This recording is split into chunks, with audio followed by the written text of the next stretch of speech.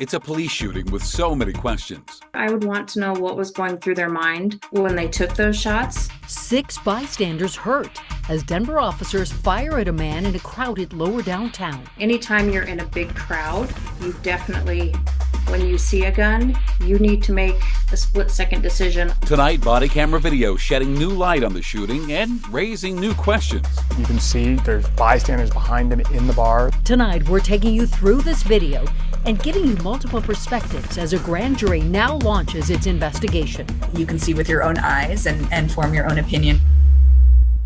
And that is where we start tonight. Denver police just releasing video from last month, a police shooting that left 6 bystanders injured in lower downtown. The DA today announced a grand jury will now investigate whether the 3 officers who fired at Jordan Waddy just as bars were closing on July 17th will face criminal charges. In the days after the shooting, police said Waddy flashed a gun at the officers, and DPD released an image showing him appearing to take a weapon out of his jacket.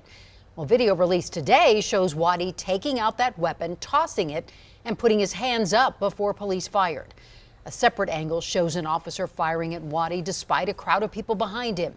Video from a nearby Halo cam shows that crowd scrambling for safety as police fired. Well, tonight we're going to take this story 360, offering you multiple perspectives so you can make your own decision. You will hear from someone with a background in police training and the chair of the Citizens Oversight Board comparing the video to what we heard from police in the days after the shooting.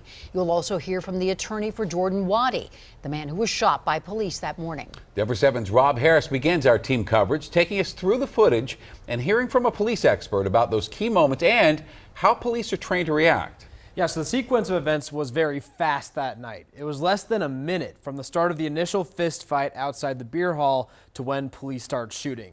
The body camera footage released today shows that Jordan Waddy did have a gun, as police said last month. But as we've said, it also shows that he threw the gun to the ground and put his hands in the air just before officers start shooting. It was just about a 1/6 of a second between the time Waddy threw his gun to the ground and the first shot from police was fired. And in the seconds that followed, several more shots from police hit Waddy, and 6 bystanders were also hurt. I think the tough thing when someone reaches for a gun and you spot a gun is just how short a time period that can occur in. We went through moment by moment of the video with Stacy Hervey, a former patrol officer and now a professor of criminal justice at Metropolitan State University of Denver. We first watched this body camera footage with her, showing the moments that Waddy throws his gun and officers open fire. The perpetrator has to act, the officer focuses in on the gun, and the brain tells the officer to react. I think what people don't realize is it then takes the brain a second or two to tell the officer to stop that action. And I think that's where it can get really tricky when these things are, he threw the gun, because we can watch this video 3 or 4 times versus the officer seeing, in real time. Real time is much different. Why is it that they would shoot so many times, especially if he had fallen to the ground after the first shot? The protocol is to stop the threat, or what you perceive to be the threat. What some people don't realize is your brain can't stop on a dime. Next, we asked Hervey to break down this officer's body cam, coming from a different angle, with shots being fired towards Waddy and the bystanders behind him from the side. I think one thing that can happen to officers when they're in a situation like that and they do think there is a gun is you get a little bit of tunnel vision, which can occur. So you tend to focus on the suspect who has the gun versus everything around you. Anytime you're in a big crowd, you definitely, when you see a gun, you need to make a split-second decision on whether it's safe to take that shot or not. Hervey says between growing violence in downtown Denver and high-profile mass shootings across the country, officers feel more pressure to react quickly when they perceive potential gun violence among crowds of people. Still, Hervey says there are important questions that need answered from police. What the officers' perceptions were, I would want to know what was going through their mind. Also, if it was bullets or ricochets that hit the bystanders, I think that's going to be a really important question too. Now, Hervey says it's up to the city of Denver to address the growing violence downtown so that officers and civilians don't find themselves in harm's way. One thing she advocates for is staggered closing of bars downtown to avoid large groups of people on the streets late at night. Shannon. All right, Rob Harris tonight. Thank you, Rob. And this new video is raising so many questions.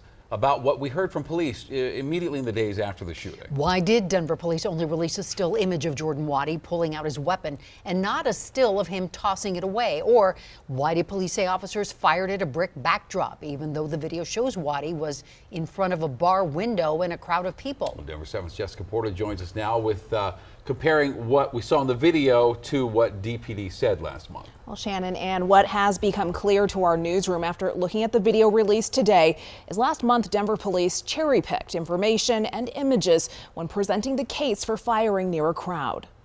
Multiple times, Denver police defended their actions,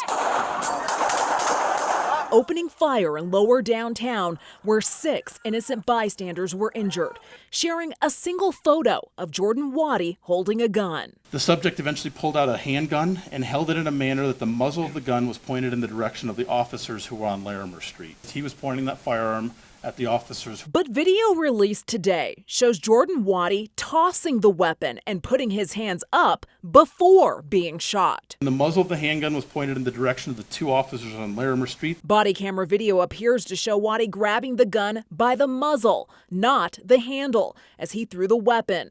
Something that was immediately apparent to Julia Richmond, the chair of the Denver Citizen Oversight Board, an organization tasked with looking at police accountability. Looking at the video, not only is it clear that he was trying to throw the gun, but the gun is upside down at some point. DPD also defended their choice to shoot near a crowd. The officers were pretty clear that they had a clear shot and that the backdrop was the brick pillar or the interior of the beer hall, which had been cleared out because the bar closed, the bar push had already occurred. But video inside the bar shows the beer hall had not been completely cleared out.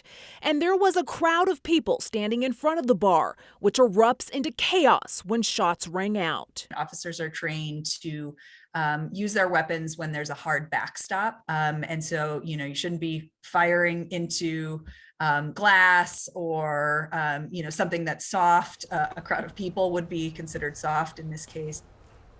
Now, we want to be clear, this shooting took place in a matter of seconds and acknowledge officers had to make tough decisions.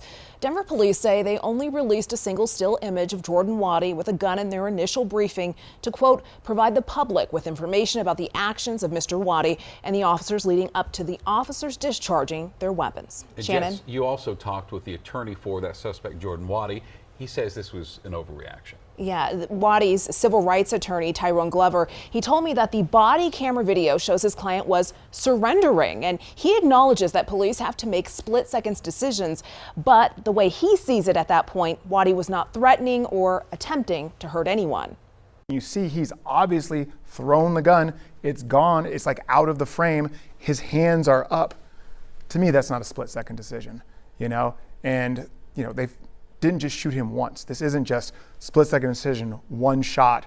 No, they fired on him 6 or 7 times, and they fired into 2 different crowds while they were doing it.